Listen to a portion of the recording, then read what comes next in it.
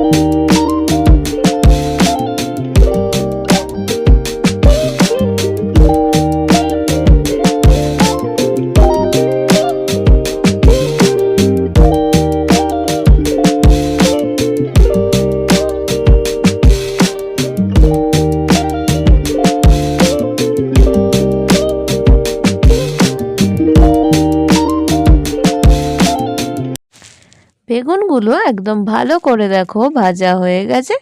এবার এগুলোকে আমি একটা প্লেটের মধ্যে তুলে নিয়েছি। আর যে কড়াতে আমি বেগুনগুলো ভেজেছিলাম সেখানেই আমি এই চিংড়ি মাছগুলোকে ভেজে নেব। চিংড়ি মাছগুলোকে খুব কড়া করে কোনো ভাজার দরকার নেই, জাস্ট হালকা করে একটু নাড়াচাড়া করে আমরা ফ্রাই করে নেব। তো চিংড়ি মাছগুলোকে দিয়ে দিয়েছি। এই যে যেগুলো দেখছো, এগুলো কালো কালো কিছু দেখতে পাচ্ছ চিংড়ি মাছের গায়ে, ভয় পাওয়ার কিছু নেই, এগুলো হচ্ছে বেগুন ভেজেছি তারই কিছুগুলো।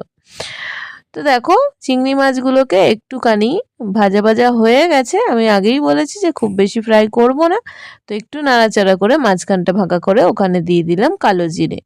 আর এখানে দেখো নিয়েছি সর্ষে, সাদা তিল আর পোস্ত।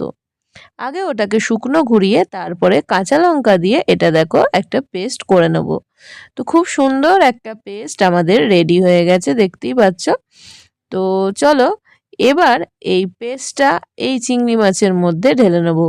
অলরেডি কিন্তু চিংড়ি মাছের মধ্যে আমরা কালো জিরে অ্যাড করেছি। তো চিংড়ি মাছগুলোকে তুলে নেওয়ার কোনো দরকার নেই।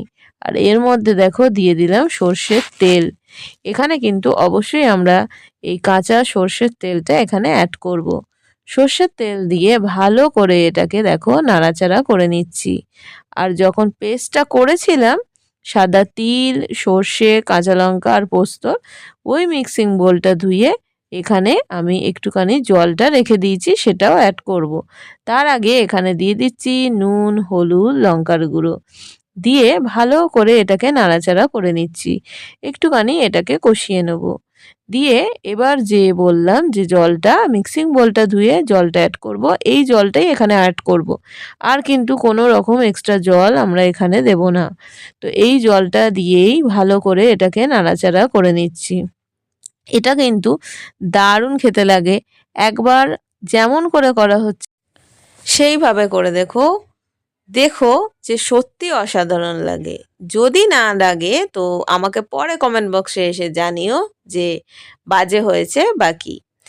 সত্যি বলছি, অসাধারণ লাগে, এইভাবে ট্রাই করো একবার। তো দেখো জলটা দিয়েছি, দিয়ে এখানে ফুটিয়ে নিচ্ছি।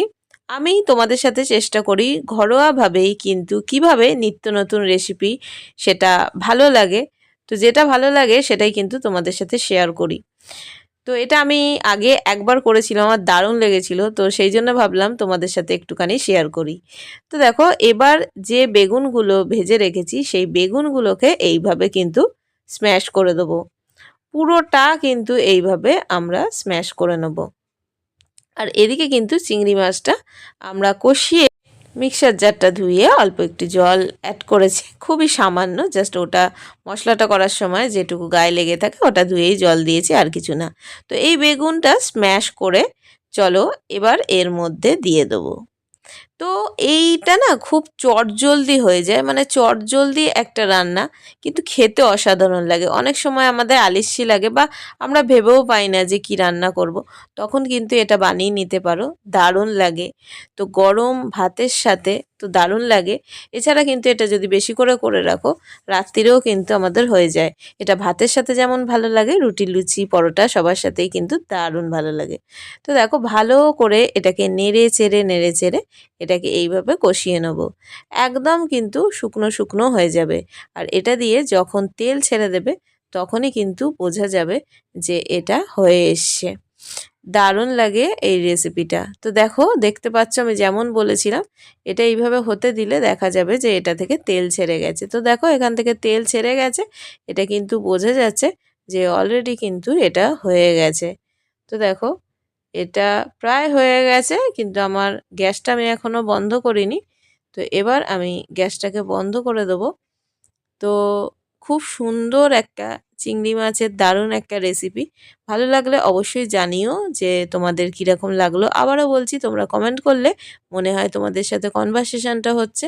তো ভালো লাগলে জানিও কীরকম লাগলো। Thanks for watching. সবাই খুব ভালো থেকো, সুস্থ থেকো, সাবধানে থেকো, সবাইকে ভালো রেখো। টাটা।